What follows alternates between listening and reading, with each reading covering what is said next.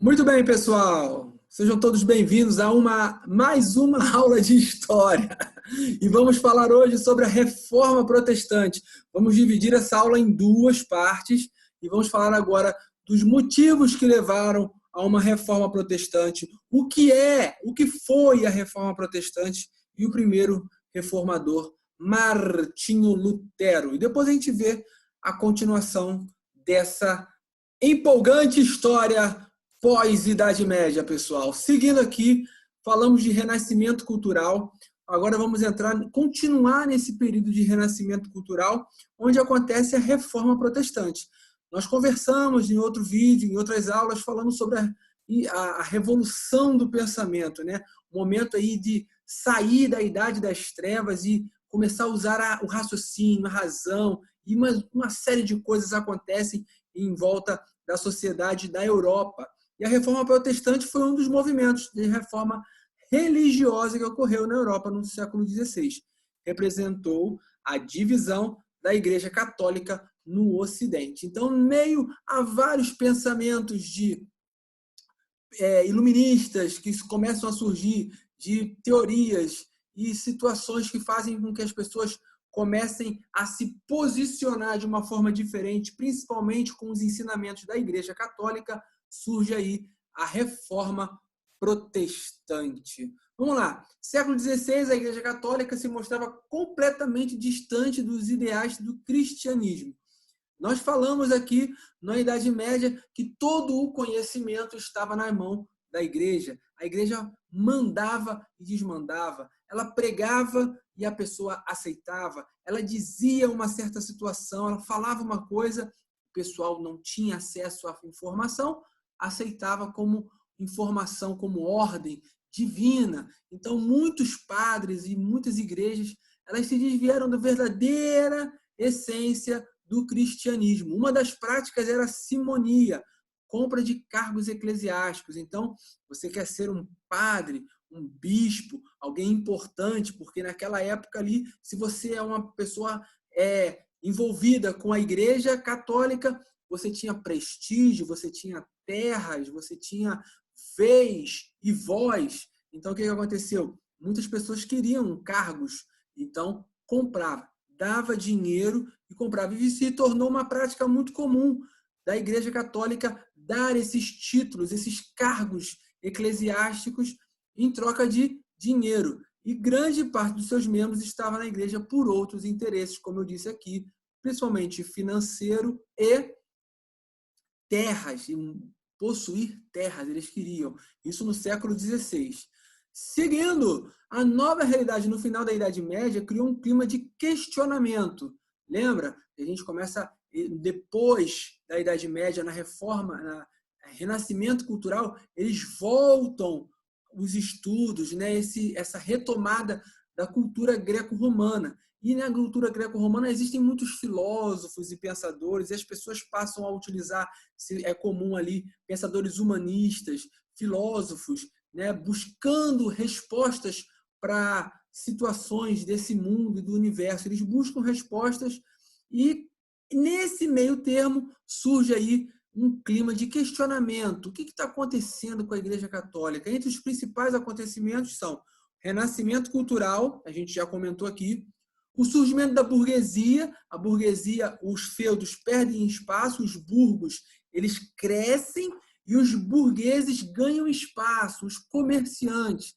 As grandes navegações financiadas pelos reis, os reis voltam à cena, voltam para a cena agora, e eles começam a financiar grandes navegações, e nessas grandes navegações há contato com outras civilizações, outras culturas, e a invenção da imprensa com Johannes Gutenberg. Ele cria lá a primeira prensa de tipo móvel e faz com que esses pensamentos, olha só, saiam simplesmente da esfera da mente, da cabeça das pessoas e passam a estar no papel. Então é como se fosse hoje a internet. Eu falo alguma coisa, rapidamente é divulgado para todos os países e para várias pessoas através das redes sociais. Antigamente, quando um filósofo falava, a gente falou aqui dos mecenas, os filósofos buscavam, os escritores buscavam os mecenas, eles financiavam a obra dele e ia para o papel. Então, ajudou demais a divulgar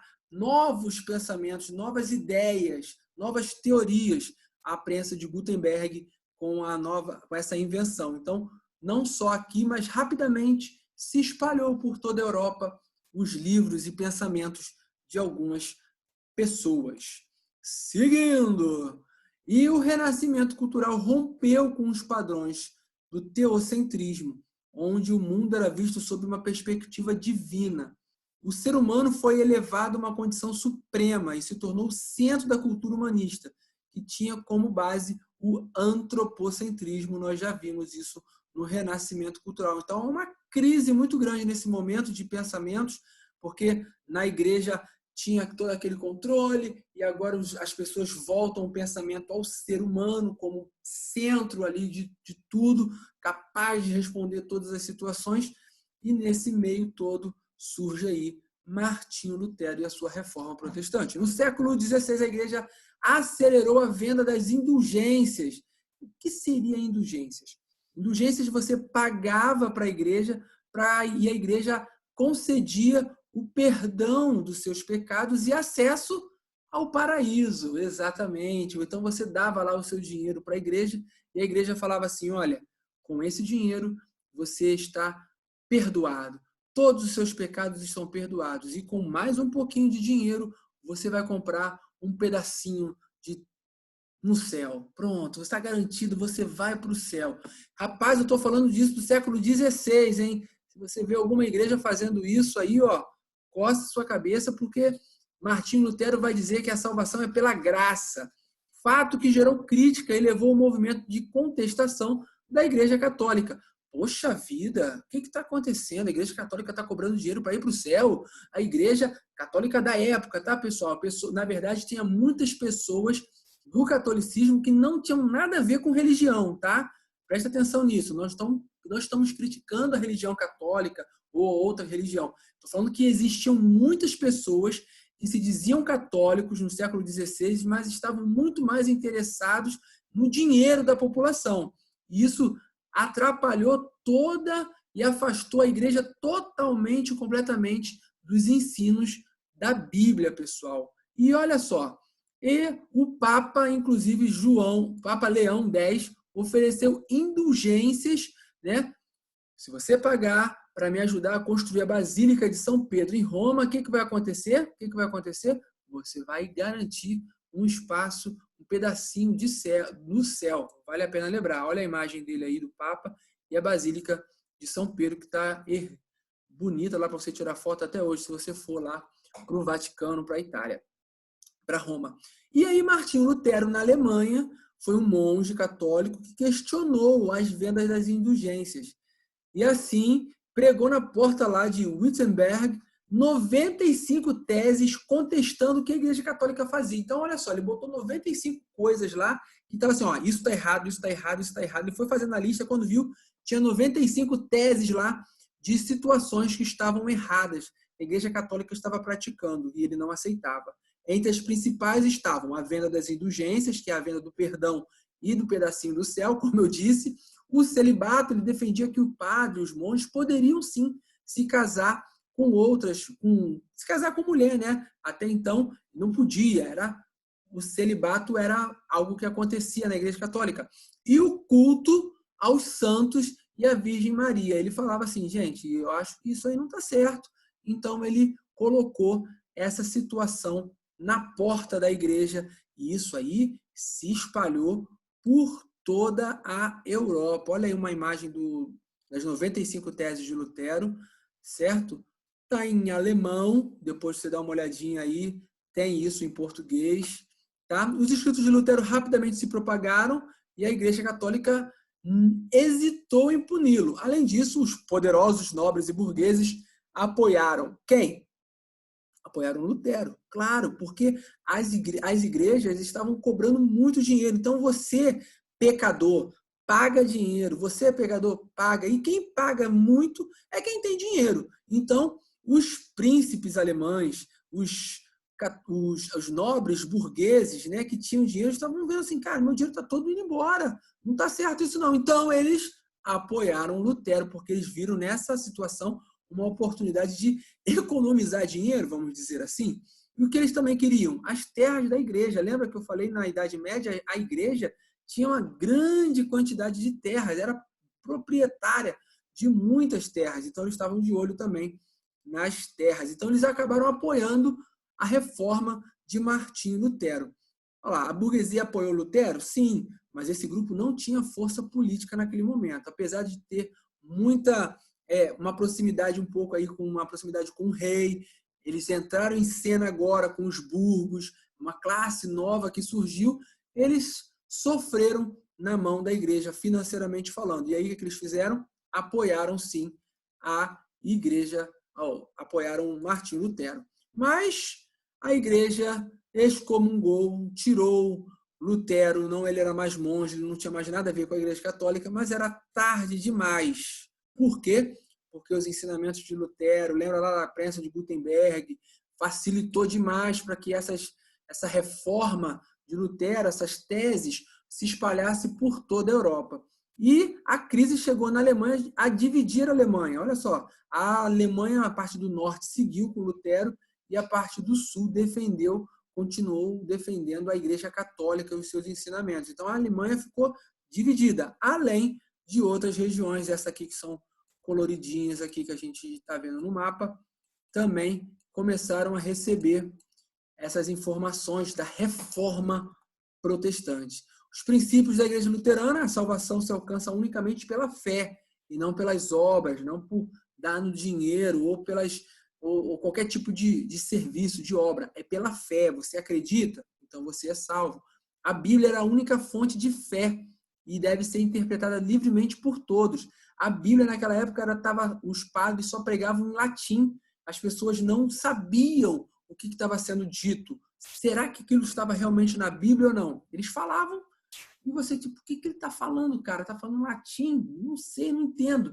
Então, o que aconteceu nessa época? Martinho Lutero ele traduziu a Bíblia para o alemão e John Wycliffe traduziu a Bíblia para o inglês. Olha que legal, fazendo com que a Bíblia tivesse acesso a muitas pessoas tivessem acesso à Bíblia. Inclusive na Alemanha, que não tinha muita literatura na época, a Bíblia foi usada nas escolas como livro para aprender a ler e a escrever. Lógico, né? Depois que o Lutero traduziu para o alemão. Só existiam 2 sacramentos, o batismo e a Eucaristia, e a recusa da autoridade do Papa, culto aos santos, à Virgem e do celibato. É aquelas coisas que eu já comentei, as situações que Martinho Lutero achava que não deveria ter, aí se transformou nos princípios da igreja luterana. Então, eu não concordo com isso da igreja. Então, se eu não concordo com isso, na minha igreja vai poder. Se não pode o padre casar, na minha igreja pode. Então, foi mais ou menos assim que aconteceu. Certo? E Reforma Protestante só na Alemanha deu uma apaziguada quando foi assinada a paz de Augsburgo, em 1555. Augsburgo, né?